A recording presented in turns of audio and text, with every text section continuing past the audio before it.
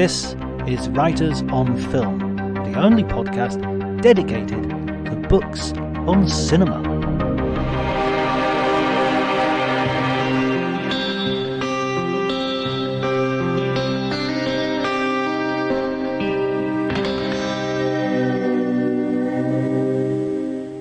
Hello everybody and welcome to Writers on Film. My name's John Bleasdale and today I am going to be talking to William J. Mann, the author of Bogie and Bacall, the surprising true story of Hollywood's greatest love affair. It's an amazing book, rich in novelistic detail about one of the most iconic couples Hollywood has ever boasted, the Amber Heard and Johnny Depp of their day, you could say. We have a wide-ranging conversation and I'm sure you're going to like it. Please remember to follow me on Twitter at drjonty, DRJONTY, and you can follow me on Threads with the same address, the same username, drjonty, DRJONTY, which is also my Instagram.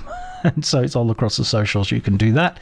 That would be wonderful. Remember to like, subscribe if you haven't already, and leave a review if you wish to encourage other people with similar interests to listen to the podcast. Before you do any of that, please enjoy the conversation.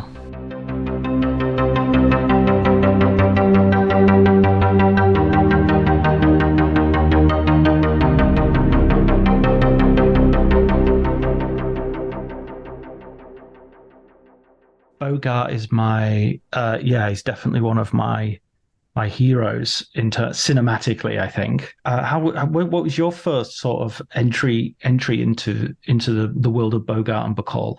You know, I didn't approach this with a fan's eye. I wasn't. I mean, I'd seen the Maltese Falcon and Casablanca, of course, and liked Bogart, but I can't say that he was someone that I was jonesing to do a biography about. I was more in the Cary Grant camp or the William Powell, someone like that.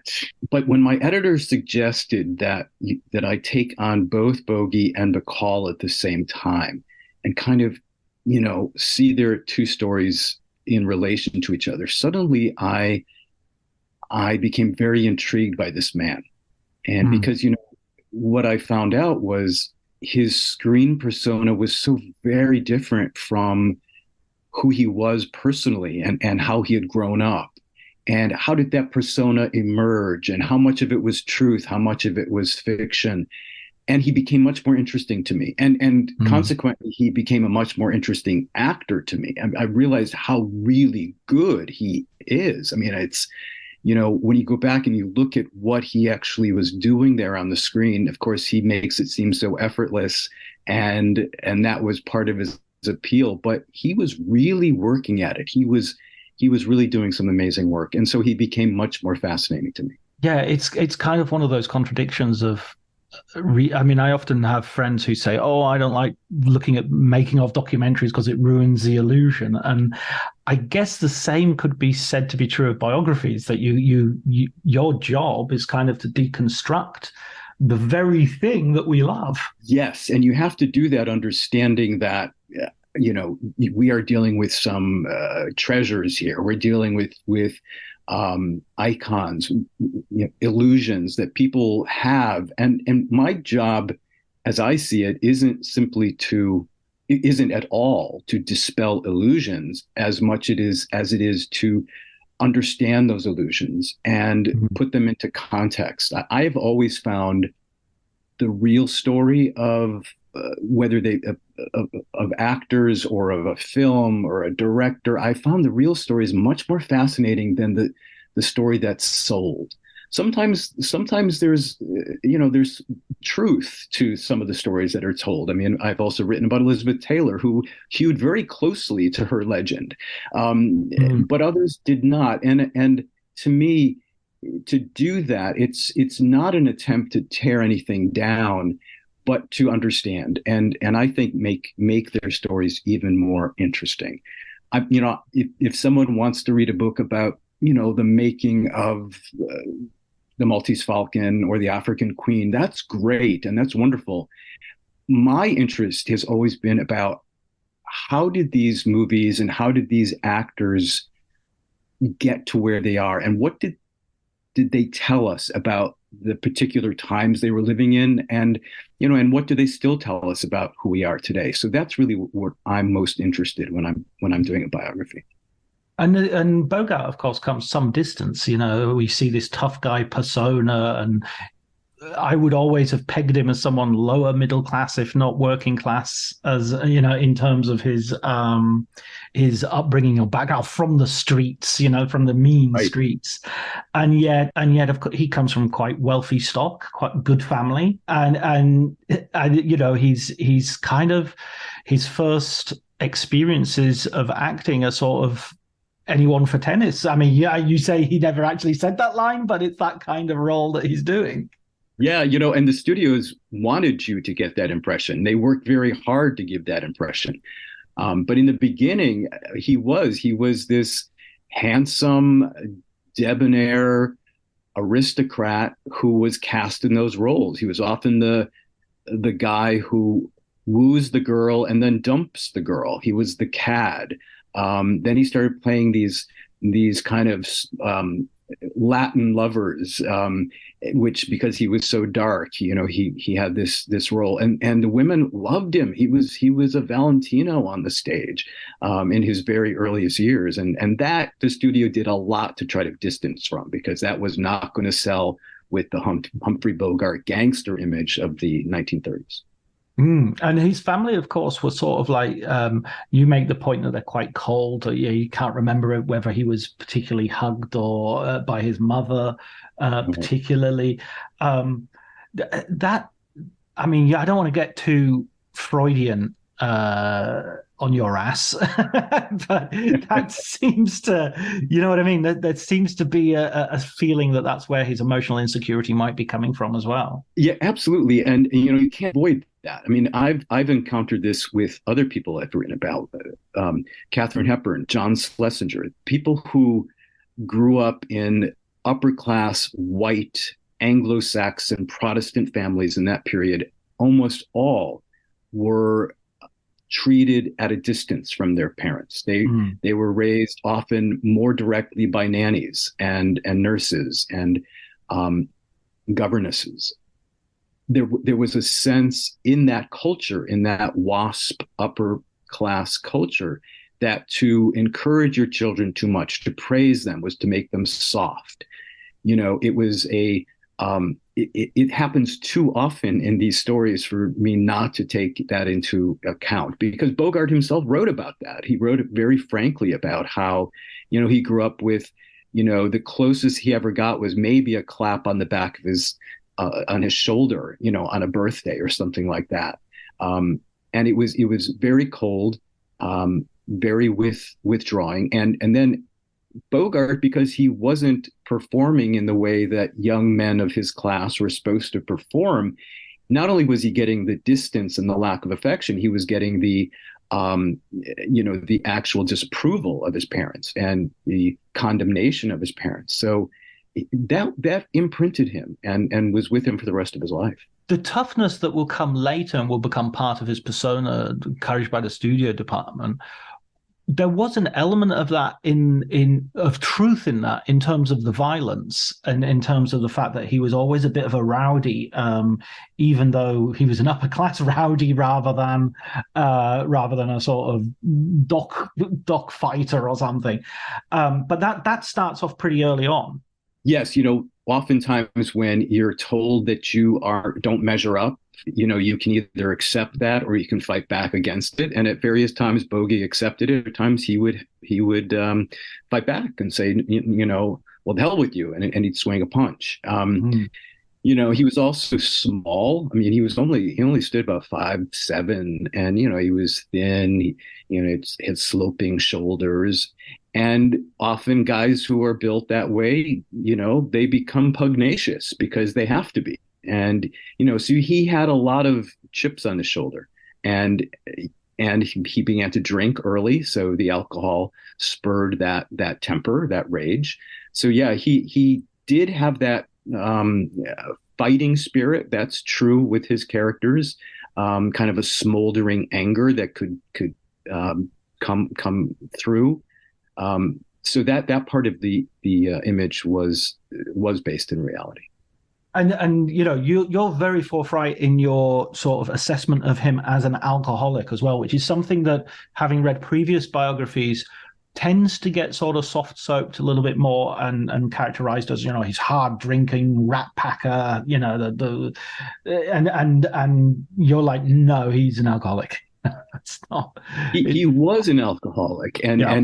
it defined his life in so many ways. And I think it's a great example of comparing him with his third wife, Mao Metho, who was also an alcoholic, but she's always portrayed as the problem.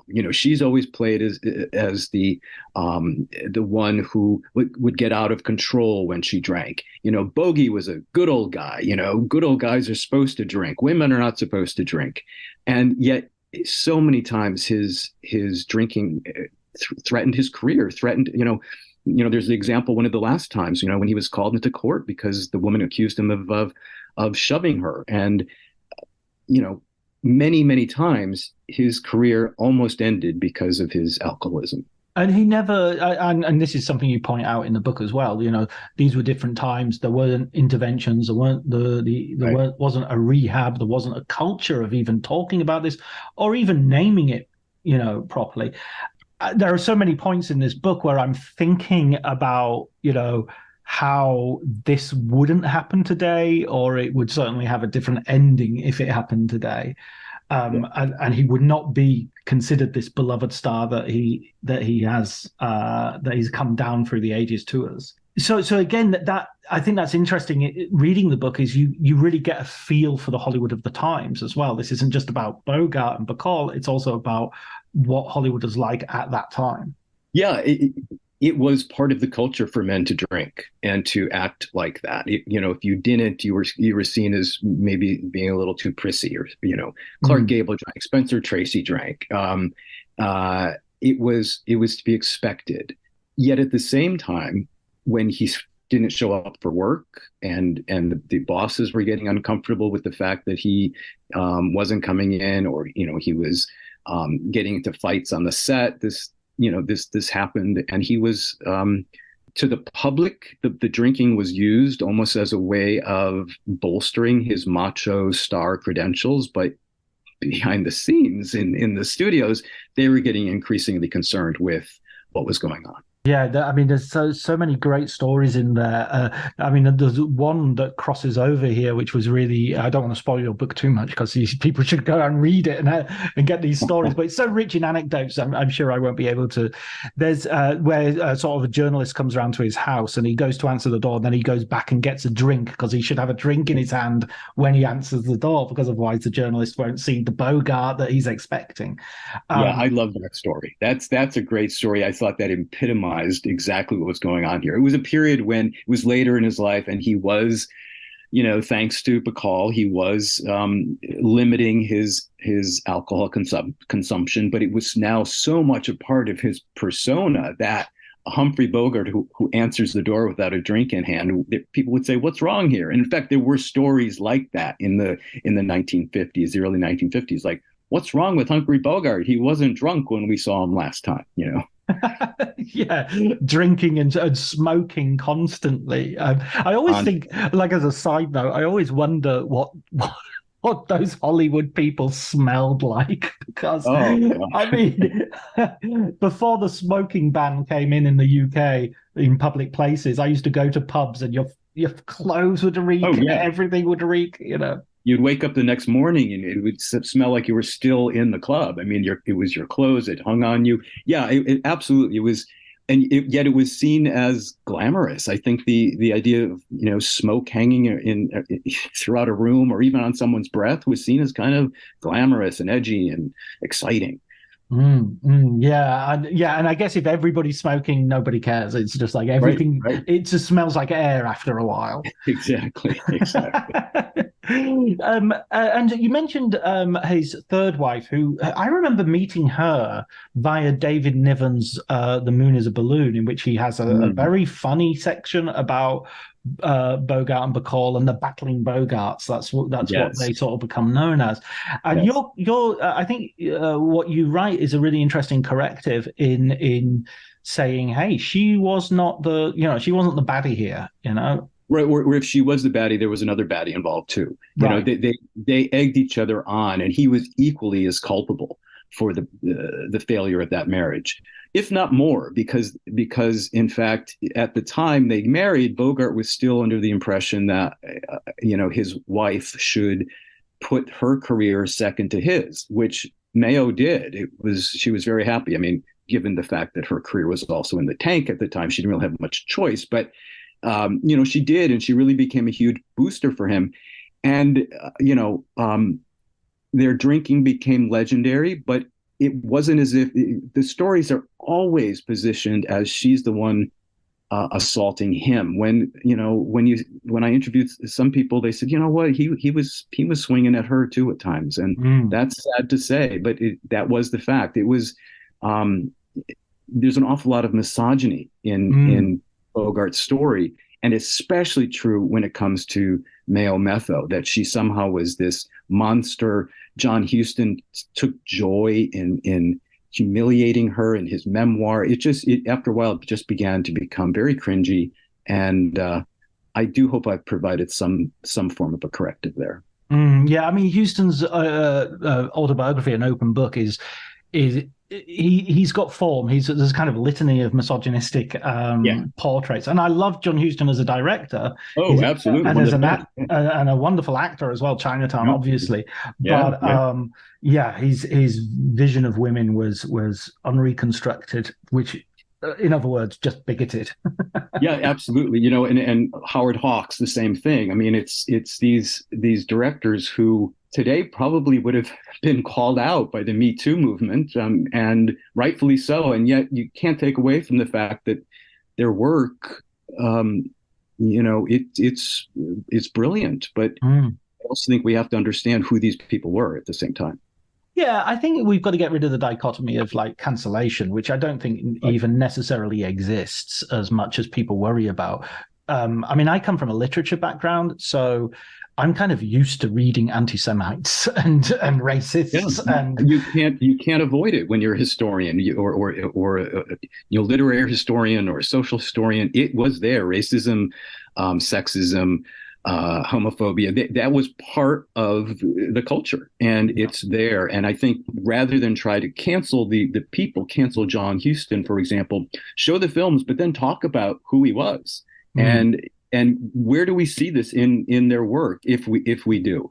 And I think, yeah, absolutely, we need to tell the full story, which is what I do with my work. I tell the full story, rather than trying to tear anybody down. I just say, hey, here's the reality, here are the facts. Now let's take a look at their work and their life, and make sense of it. Yeah, I think it's interesting as well because I have so much admiration for Bogart as an actor and as Mm. a legend, and also sort of politically, I feel there are moments where I really align with him. But you've got to get away from these buts. You've got to start using ands as a conjunction. It's got to be Yeah, like, sure. he Right. was an alcoholic and violent and a Democrat and a great actor. Not Right. but as if there's some Right. sort of like we're making some sort of equation. It was Right. just these were all part of the same thing. Let's move on a little bit to Betty Bacall because I mean one thing about your I know less about Betty Bacall because obviously I've been I've nailed my colors to the mast as a Bogie fan. I mean Hmm. I hesitate to use the word fan because it's but yeah I that's definitely I'm going to have to mea culpa that one. Um, but with Betty Bacall, one thing I sort of came out at me was the fact that she was Jewish and the fact that her Jewishness had to be suppressed and had to be sort of written out of the picture. And the fact that I'm a big fan of Bogart and therefore I know about Bacall quite a bit. And that wasn't a thing that sort of sprang to mind instantly. That came as a little bit of a surprise. I kind of like, oh, maybe I did know that, but it wasn't fully present. It shows how successful that sort of realignment has been. Yeah, absolutely. I mean, it was astounding to go back and see how deliberate that was, and also see her discomfort with that, and her Mm. family's discomfort with that. Um, her ambition at that point, she was probably willing to do whatever the studio told her, write out my family, change my name. But at the same time, she did have some conflict with that, and some uh, personal struggles with that. But in fact, she uh, was deliberately cast as something she was not. Howard Hawks, who she was under personal contract with, did not even know she was Jewish when she first signed her, and she was terrified of what he might say when he found out, because he was very open with his anti-Semitism. He would make anti-Semitic jokes all the time, and she would cringe, and she would sit there and say, what do I do? Do I ruin my career? Do I stand up for myself? In the midst of all this, her grandmother died, who was an immigrant from Romania. And I think her death really bothered her because she felt she was selling out her grandmother, who she loved very much. And later in her life, Bacall did make a point to speak to various Jewish organizations. In her memoir, talked about being Jewish. So it was almost a relief for her at that point, like saying, "Okay, I was forced to keep this quiet for so long, and now I'm gonna shout it to the world because that's who I am." Yeah, yeah. I mean, it comes as a moment which is really interesting, I think, where she has started a relationship with Bogart, and she says to him, I've got something to tell you," and she tells him she's Jewish, and he's like, "That's fine. What's the problem?" And it's kind of like, "Oh, great! There's the bogey I love." Exactly. Yeah. Yeah. I mean, Bowie really didn't have, a lot of prejudices, and those that he did, he worked through them in the course of his life. He was, you know, I came away with a great deal of admiration for him about his relationship with the world, because he grew, and I think Bacall was a big part of that. And he was, uh, he was a misogynist, or at least a sexist in the early parts of his life, and treated his wives with a degree of chauvinism for certain. But by the end of his life, he was proud of Bacall, and he started to understand that women could play an equal role in his life, in society. And I think a lot of that had to do with the fact that when he and Bacall went to Washington, as you reference, in 1947 to speak out against the House Un-American Activities Committee, there were an equal number of women with them as there were men. And I think he saw himself standing shoulder to shoulder now with women, and actually making a difference. Absolutely. Then that is a moment which well, let's come back to that in a second, because I want to go back a little bit to Betty Bacall, who sort of becomes Lauren Bacall as a result of Howard Hawks. He renames her. But the other thing that strikes me is how young she is, and that's something you underline, that she's going through all these really difficult phases, having to negotiate dangerous men who have records, are on the record with being quite predatorial in their hunt for young women and sex, and she has to negotiate all of that, and it's really the unlikeliness of it really comes out in the book. Yeah, she became brilliant in how to deal with predatory men, and I think that was largely because she had a lot of experience with that in New York. She was this ambitious young woman, very pretty, very statuesque, who figured out, okay, I can get this audition because this man finds me attractive, but now how do I keep it at this level of professionalism and not let it go any farther? And I really think she was successful with that, because she kept her boundaries. And I think there were times when, reading between the lines in her memoir, where she might have been able to get a little something more, but she suddenly withdraws from a project or writes, "I didn't get it." And I think she realized, I'm not going to go in that direction. I'm going to, step back. And she tells that funny story of Walter Pidgeon, trying to corner her in a hotel room, and how she kept it at bay and got out of there. So she knew how to do it. But at the same time, Hollywood was much more difficult. She was very young. and she was very ambitious, and uh, she was scared. She confided to friends that she was scared of. Not only was she scared of Hawks finding out that she was Jewish, but she was scared that he would put the move on her. And she was encouraged at times to go spend some alone time with him in his office, and she never did that. And part of the reason I think she hooked on to Bogie so quickly during the making of To Have and Have Not was because, okay, I'm safe here. This guy is not going to make a move on me. Um, and well, he eventually gives her a kiss, but she knew that he was not predatory in that way. That was another thing about Bogie that really came through, is that he was not someone who made passes at his leading ladies. There was never any kind of unwanted sexual advances on women that he worked with or on the set. Tended to be faithful to his wives for the most part. So she felt safe with him. Yeah, and he's sort of like you describe him as a kind of romantic in that he's, he really wants to go home I mean, when he does go home, when he's not out on a bender, Right. he wants to have that one relationship that he's really in love with someone. That's right. Rather than a series of flings, and she even describes that kiss in her memoir as not being a lunge, being sort of a sort of tentative sort of romantic kiss. So they come together on To Have and Have Not, which like many of these films which come up, it's always really funny to read how films that we now regard as classics were at the time of their making and conception were often seen as far less than what they would become. Casablanca is one of the best examples, where they Exactly. in the commissary saying, what is this piece of shit? It's not got an ending. Right. Yeah. And To Have and Have Not was kind of seen as sort of like, oh, this is another chance to cash in on Casablanca. Yeah. Yeah, absolutely. It's so, you can see the imprint of Casablanca all throughout. I mean, this is just another reworking of the Casablanca formula. And the film itself isn't that great, but it's made wonderful. It's made so watchable, so much fun, so exciting because of this chemistry between Bogie and Bacall. And everybody else is good in it. The actors are good. The atmosphere is good.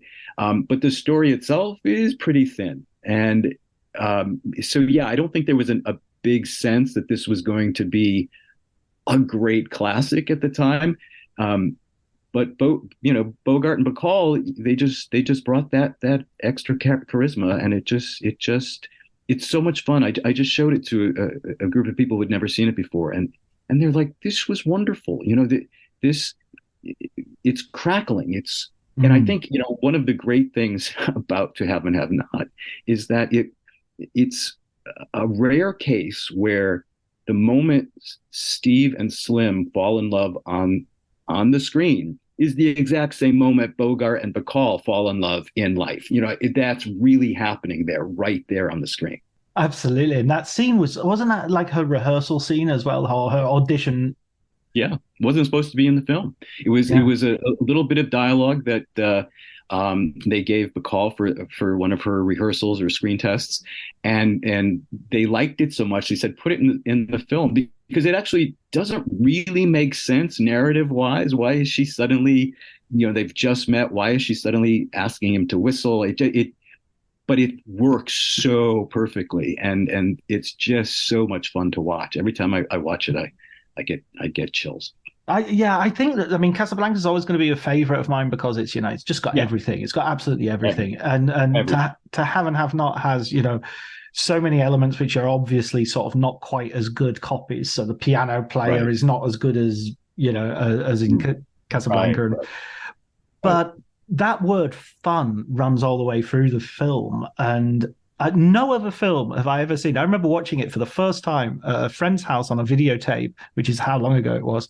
And I remember seeing the end where she walks across the bar and she just does a little shimmy, and it ends there. And it's like, there's nothing in the film that says the film should end there. It's like the plot hasn't ended. There's been no sort of violent thing and it's just that shimmy is so good. It's like they go, that's it. That's the end of the movie. Absolutely. She's, there's a moment also in the film where, she's so sultry, she Mm. does sultry so well. But there's a one moment in the film, I think I actually write about it in the book, where she smiles and you just see the joy that's beneath that sultriness. You see the youth, the almost innocence. And she's never really better than she was in Have and Have Not. She's just so raw and so natural that Mm. it's no wonder it was such a smash, and no wonder that her reviews were stratospheric at that point. Mm, mm. And then, of course, she goes and does another film, which is like The Confidential Agent, I think it's called. Yeah, yeah. And you talk about it being like treated as a comedy, and it's not a comedy, but everybody's just Right. laughing at the screen. Yeah, it was a very fast reversal of fortune. So Mm, it was good that the big sleep came along when it did. mm. And The Big Sleep, another magnificent film, and another Howard Hawks film, which is much more fun than it is well plotted, shall we Right, say? exactly, The exactly. Raymond Chandler, William Faulkner is writing on both of the films, I think. Big Oh, Sleep both of and them, right? Yeah, yeah. yeah, or parts of them, yeah. And you talk about him writing sort of like sheets of dialogue and them going, "We can't, this isn't a Right. film, it's a Right. Yeah. monologues." This is not a novel. Yeah. Yeah, but Hawks wanted Faulkner because yes, there were too many words, but that's what he wanted the characters to say. So let's boil that down and find a way to say that, but exactly the point he's making. Yeah, and I agree. The Big Sleep is another one of those films that is just so watchable, so much fun. Um, the interactions between the characters, the set design, the lighting. But yeah, the plot, sometimes I had to sit there and say, well, exactly what's happening right now. But who cares? Because it's so much fun. Absolutely. I mean, there's a famous story about William Faulkner phoning up Raymond Chandler and saying, "Who killed so and so?" And Chandler Right, didn't know right. either, and he'd He didn't written the know either. book. Right. Yeah, right. Yeah. But I mean, I love because the film does exactly what it needs to do. You don't need Right, to have that plot right, being sort of bulletproof. Um, right. it's about things like Bogart getting in off the rain from the rain with the in the bookstore, but Yes. Oh, with the Dorothy Malone. exactly, yes. Yes. Oh, yeah. She's What a magnificent. scene! Yeah, what a scene. And let's pull the blinds down. It's so evocative. Yeah, yeah. I think that's a birth of a Hollywood cliche. That must be one of the first times you've had that sort of taking the glasses off the Right. girl and suddenly That's realizing right. she's That pretty. certainly. Yeah, right. Yeah, she was a knockout. Right, exactly. That's such a I love that film. It's such a wonderful it's kind of like same with To Have and Have Not and a lot of Howard Hawks films. There's a sort of hangout quality to it where you're just enjoying hanging out with them. Yes, absolutely. Bringing Up Baby is the same thing. Mm. Even with the slapstick, but you love these people. You can't get enough of them. So going at this point, they're sort of riding high with these movies, and they're doing really, really well. And it seems to be a partnership. The divorce is relatively easy. It's kind of surprisingly easy, even though Bogie feels guilty about the divorce and what it and his now ex-wife. But here comes the House of Un-American Activities with its Black Cloud and its moral quandaries, and this is the point where there is another sort of reversal in that they march off to Washington full of righteous fire, and then it's sort of they Bogart gets cold feet. Is that right? Is that how you saw it?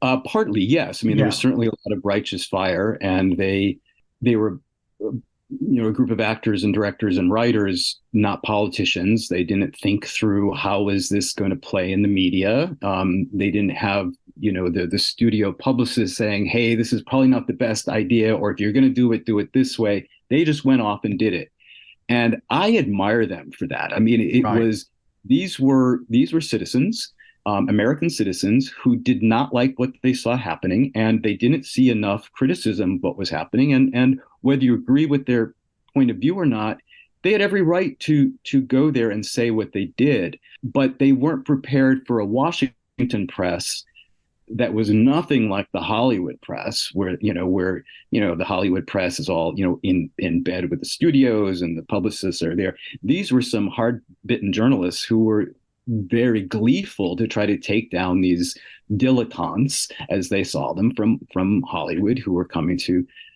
make some noise. So I don't think Bogie so much got cold feet. In fact, they left.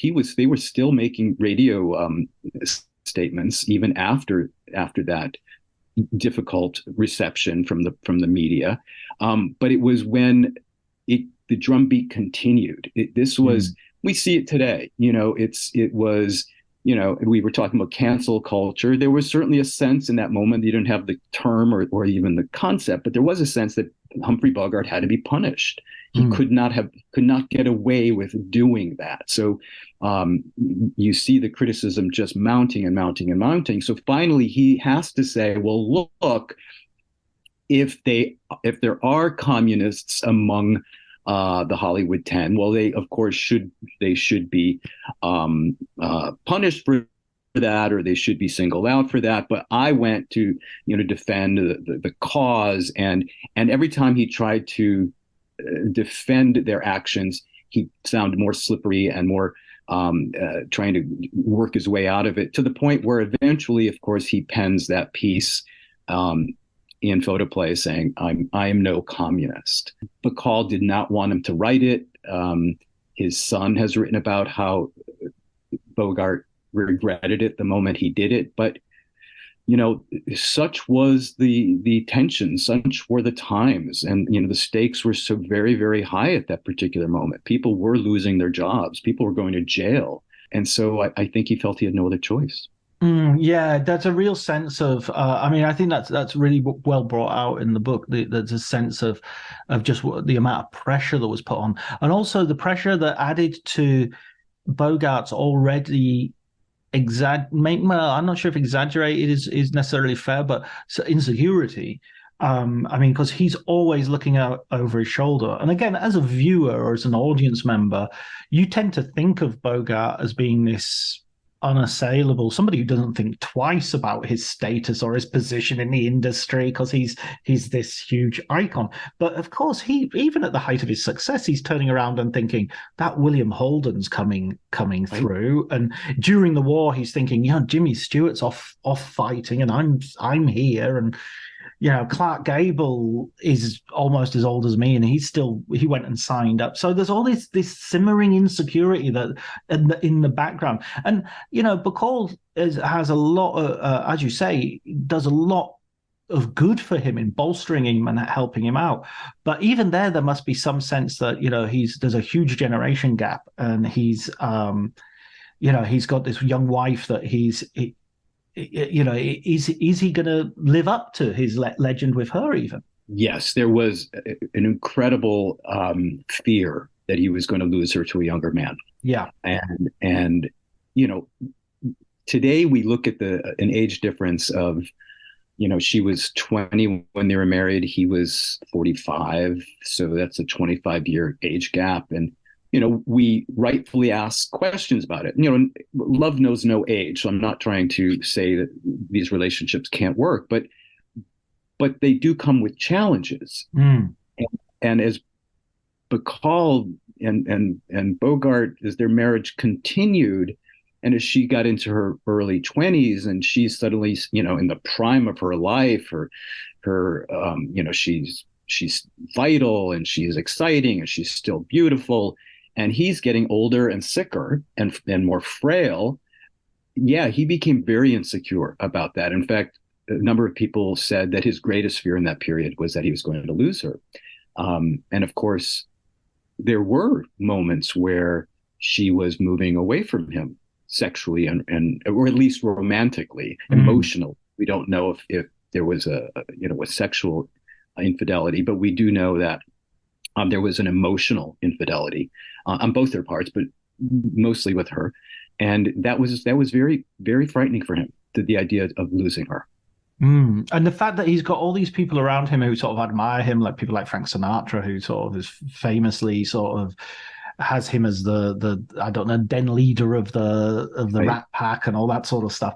And yet, oh God, I don't know if I'd want Frank Sinatra as an enemy or as a friend. I'm not sure which would be worse. You Yeah, I know? agree. Yeah, he was a bit of a snake in the grass there, I think, um, especially towards the end. Sinatra did admire Bogey, so that's why my gut tells me that the friendship with Bacall, while Bogey was still alive, remained that. But I think there was an incredible amount of flirtation nonetheless, and a lot of attention being paid back to each other. But I think, yeah, he could be very unscrupulous, but at the same time, I think his admiration for Bogey would have kept that relationship platonic, at least while Bogey was alive. Yeah, yeah, and I don't even want to speculate as to the time frame that he would consider respectful. In terms Right, right, of, right, right. Um, so you had the illness is a sort of tragic part of this story because I mean it's obviously like no shit Sherlock moment of the guy who smokes all the time dies of cancer, and it feels like there are a lot of I mean, there feels like there are a lot of parallels with other stars of that generation. I think immediately of someone like Spencer Tracy as well. Another great love affair that you actually mentioned in the introduction, as well as a sort of a possible competitor for the title of greatest Hollywood love affair. Right. It feels tragic because it also feels like he's coming into his own as an actor even more, if anything. Yes. Oh, absolutely. You look at the Kane Mutiny, right? I mean, it's just he's magnificent in that. Mm, And had he lived, I think he would have gone on to because at that point he was more versatile than Gable, for mm, example. mm, Um, I think he would have gone on to do some really interesting work in the 1960s, mm, and even into the 1970s. So yeah, his loss was really felt, and yet at the same time, I think his illness, in some ways, provided the closure for so many things in his life, um, and in his marriage. So it's obviously he would have much preferred to live, I'm sure, and we would have much preferred to have him live. But I think during that illness there was some sense of closure with some of those long-term issues that he'd been struggling with all his life. And when you see him, I mean, one other film I just need to mention is as proof of his status as an actor, above and beyond creating the bogey image, if you like, is The Treasure of the Sierra Madre, which is Gosh. a real step out. And I also want to mention at the other end of his career, right near the start of his career, certainly as a leading man, The Black Legion, which I think is a really underrated film, in which he definitely is not playing Humphrey Bogart. He's playing Right. a character. Right. Oh, I agree on Black Legion. It's phenomenal what he is able to do in that film. And I also think it's also a film that helped shape his political views, I believe. And he is creating a character that is goes from sympathetic to absolutely um, evil, Mm, complete evil, and yet he's so fascinating, so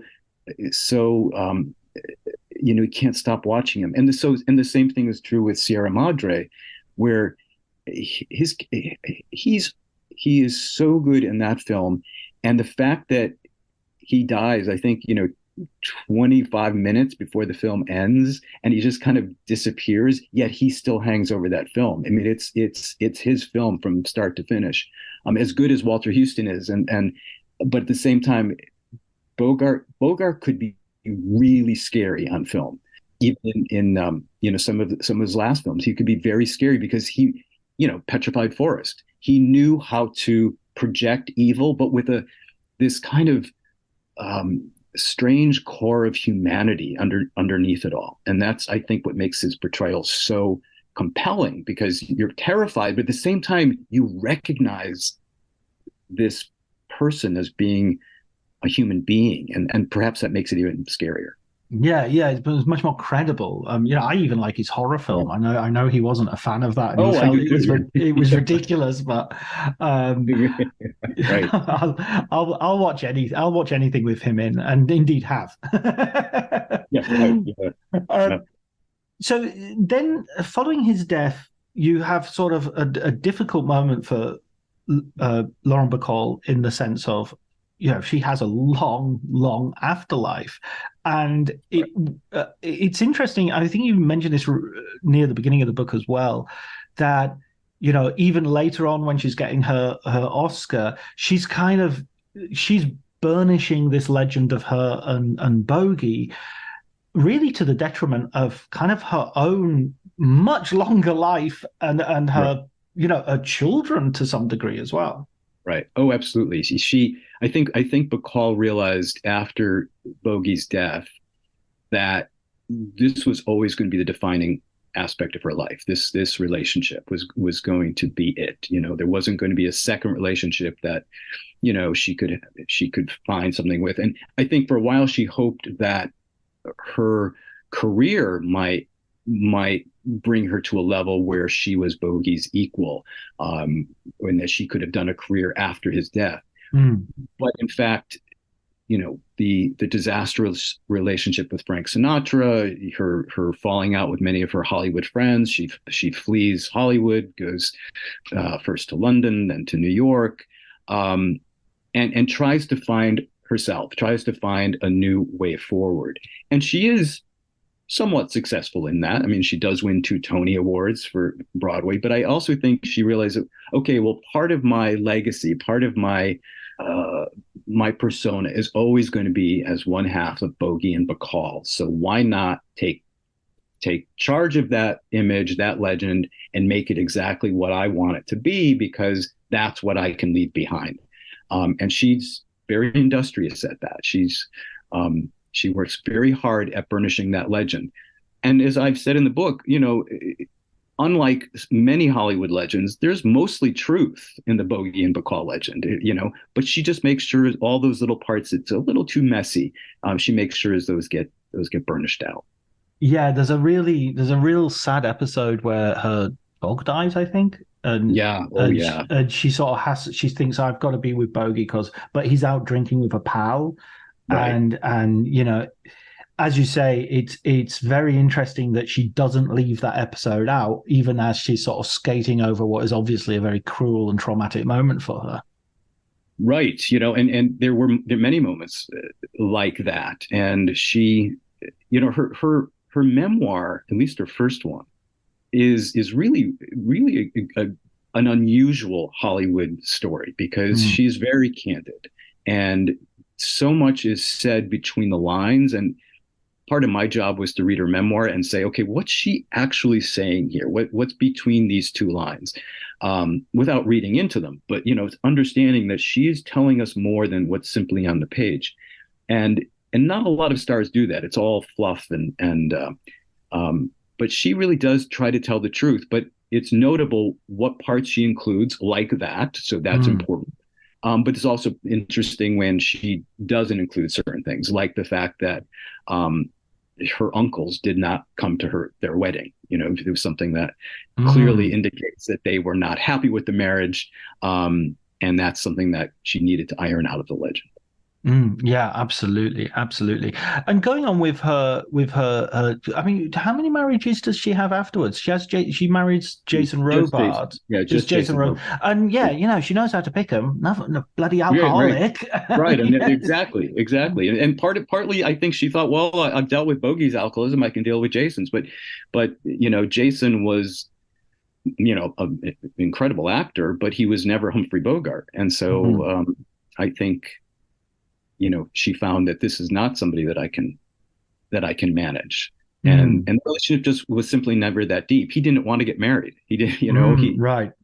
I don't want to say she tricked him, but right from the start, he didn't want to get married, and yet he did, and they had a child, and he was not happy. Whereas Bogey was very happy to be married.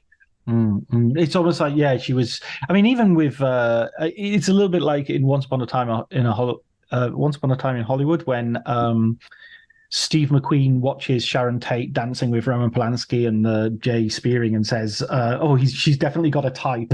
It felt Yes, like right. that. Jason Robards and Absolutely. Type. Yep.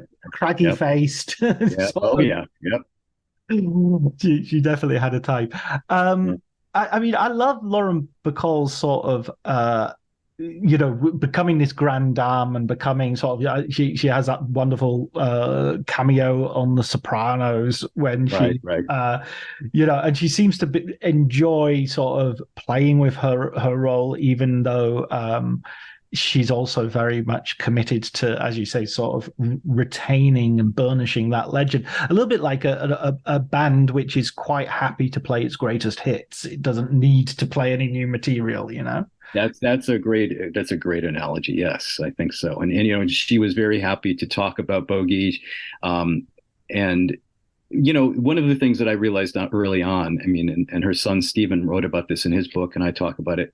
She right from the start, it was all about Bogie. Mm, Her children actually came a distant second, mm, and that made their relationship difficult all their lives. I mean, both she was open about that. They've been open about that. Less so with her son with Jason Robards because it was a different dynamic. But yeah, and I think for a moment after Bogie died, she tried to get away from that. I'm not going to make Bogie so central in my life anymore. But mm. it was inevitable. She couldn't get away from it. Yeah, yeah, and I mean, she was so, even when he died, she was still so young. She had still so Still so, much time to yeah, live. yeah. But it's maybe fascinating to us as drawing back a little bit and looking at this idea that you have as a sort of subtitle of your book of this famous Hollywood love affair. I think we are fascinated by this crossover between real life and fiction. That this moment, I mean, we see another love affair that you mentioned, Richard Burton, Elizabeth Taylor. You know, the pleasure, sometimes the only pleasure in watching some of their films, is in trying to trace. Okay, are they arguing as the Right. characters, or are they Yeah. arguing? Yeah. Even one of their best films together, "Who's Afraid of Virginia Woolf?" Right. You really Oh are yeah. sitting there going, "Is this anger and spite in the play, or is this just them?" You get it. You get a sense that the same exact scene has happened, beyond the cameras. They've been rehearsing this their whole Yes, lives. all their lives. Yeah, Yeah, yeah, and the same's true of Bogie and Bacall, that that as you say, that the moment we fall in love with them as characters and they fall in love as right. characters, they're falling in love with each other as real people. Um, That's right.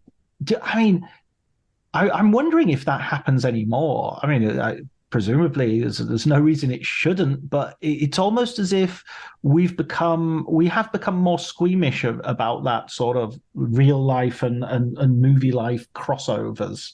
Yeah, it's just people try to compare, today to classic Hollywood, and it's becoming increasingly difficult to do that Mm, because the form has changed, right. and the way we watch moving images has changed. We don't really go into theaters anymore to watch them. They aren't 15 feet in size. They aren't, gargantuan images in the dark.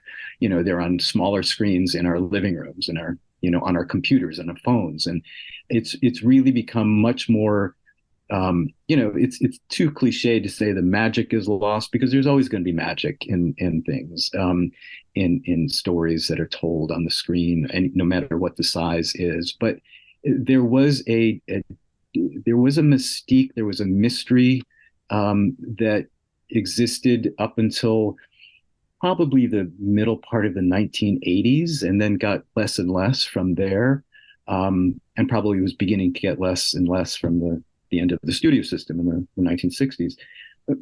And so it's hard to know what's real and what's not, because so many of the actors and performers today, they retain their characters on their Instagram feeds, or they they try to show you parts of their life, so that kind of all bleeds into their on-screen performances. The very best actors, I think, do rise above this somewhat. Kate Blanchett or Meryl Streep or something. But at the same time, so many of the actors, celebrities, performers today, I'm not sure the right word, it's a 24/7 job now. It's you're being you everywhere, no matter whether you're shooting a part or you're on social media or you're it's much more difficult to be able to compare. It's almost like what we saw back then, what we saw at Bogie and Bacall, we'll never really see again. We're going to see other wonderful things, but we're not going to see that anymore. Yeah, absolutely. And the context is, as you say, the context is totally. I mean, if I Right. think about real life love affairs, you're thinking, I don't know, Jennifer Lopez and Ben Affleck now, or Brangelina back in the day. Right. Kay, Pat, and Stu. I've forgotten how to say it now. Robert Pattinson and Kristen Stewart is what I'm. Kay Stewart and Pats. And many of those, like especially the Brangelina, were simply reruns of Elizabeth Taylor and Eddie Fisher and Debbie Reynolds. I mean, it was, and they're marketed now, in ways that weren't then.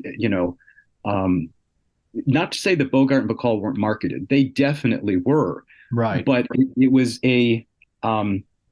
a 24/7 idea. It was a sense that there was this mystery, and that we couldn't really penetrate what was going on behind that mystery, and nor did we expect to, nor did we even necessarily know there was a mystery. Now I think we presume there's a mystery all the time. We say, "Well, is this real?" And they want us to believe that it's real. It's a whole different ball game.